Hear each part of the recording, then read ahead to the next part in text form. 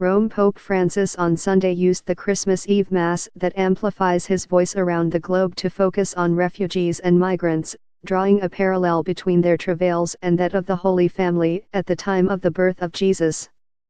Recalling that Mary gave birth to Jesus in a manger because there was no place for them in the inn, Francis highlighted the biblical story in a present day in which the White House has restricted travel for people from predominantly Muslim countries. The Myanmar military has carried out ethnic cleansing against a stateless Rohingya minority, and wars, human trafficking and the indifference of wealthy nations have resulted in millions of families languishing in squalid refugee camps.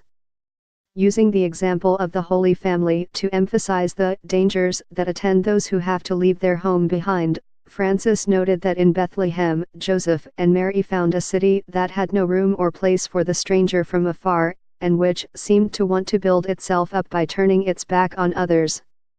Instead, the Pope said, Jesus comes to give all of us our document of citizenship.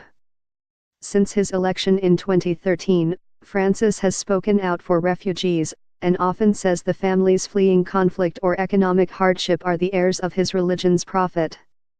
In Bangladesh a few weeks ago, he spoke of neighboring Myanmar's persecuted Rohingya minority, saying, "The presence of God today is also called Rohingya."